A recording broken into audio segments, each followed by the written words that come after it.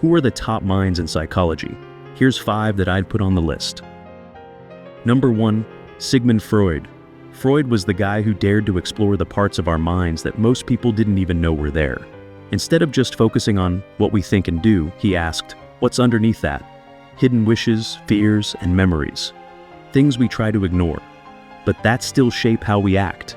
He introduced the idea of the unconscious mind, a powerful, invisible force quietly pulling the strings behind the scenes. He split the mind into 3 parts: the id, driven by basic instincts; the ego, our rational decision-making self; and the superego, the inner critic that nags us to do what's right. Freud believed that early childhood experiences, especially how we move through different psychosexual stages, shape who we become.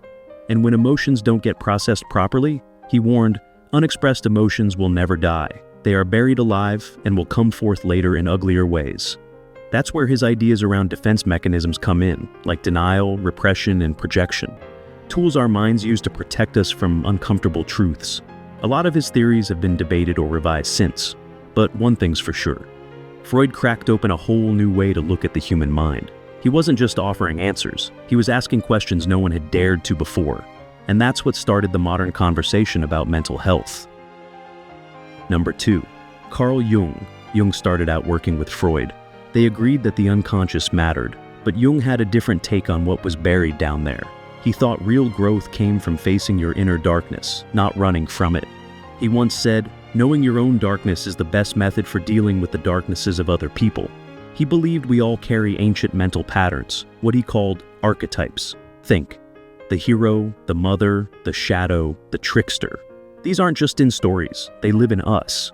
Jung said these come from a collective unconscious, a kind of psychological inheritance shared by all humans. He also believed in individuation, the process of becoming your full self by balancing the conscious and the unconscious. Basically, the journey of a lifetime is figuring out who you really are, and that includes the parts of you that aren't always easy to look at. And if you've ever heard someone describe themselves as an introvert or extrovert, that's Jung too. He laid the groundwork for modern personality theory. Jung wasn't just a scientist, he was a kind of psychological explorer. He went deep into dreams, mythology, and symbolism to help us understand why we feel and act the way we do. His work gave us a map of the human soul and showed us how to read it. Number 3, B.F. Skinner. Where Freud and Jung looked inward, Skinner looked outward. He wasn't interested in dreams or unconscious drives. He cared about what people actually do. His big question was simple: what shapes our behavior? His answer? Consequences. Skinner said, the consequences of an act affect the probability of its occurring again. In plain English, we do what works. If a behavior gets rewarded, we're more likely to repeat it. If it doesn't, or we get punished, we tend to stop. He called this operant conditioning, learning through consequences. He ran experiments with pigeons and rats, showing how behaviors could be shaped over time. Change the reward pattern, change the behavior. Sound familiar? It should. His ideas are behind everything from how we train pets, to how kids get gold stars in school, to how your phone keeps you swiping. Every like, ping, and notification, that's operant conditioning in action. Skinner didn't think people were mindless robots, but he did think we could learn a lot by observing actions and outcomes, instead of guessing at hidden motives. He made psychology practical, testable, and often uncomfortably accurate.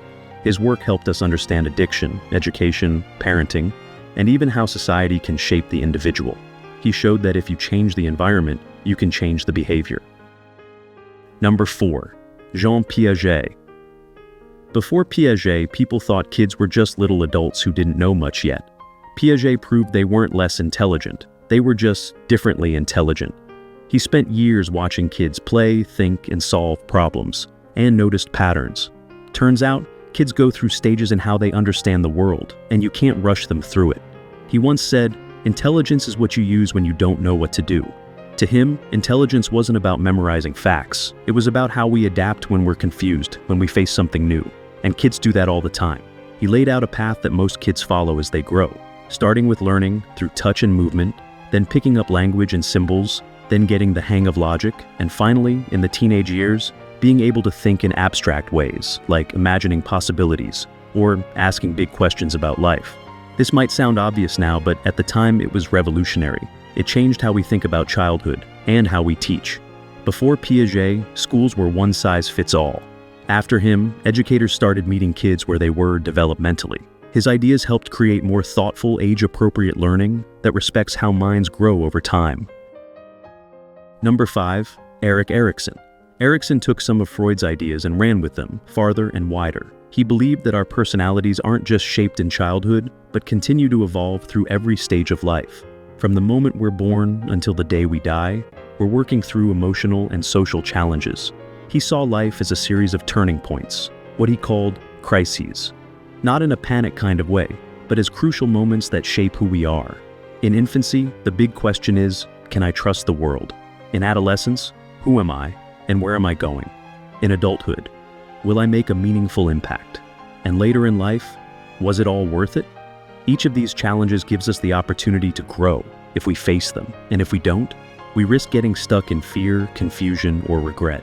Erikson believed that getting through these stages successfully leads to important human strengths: trust, autonomy, identity, purpose, connection, even wisdom. His view was ultimately optimistic. He once said, "Hope is both the earliest and the most indispensable virtue inherent in the state of being alive." To him, life was full of chances to grow, and it was never too late to face the next one. These thinkers helped us understand ourselves and others more than we can imagine. They gave us the tools to navigate our minds, relationships, and life more effectively. And we're still using those tools today, and still learning from them.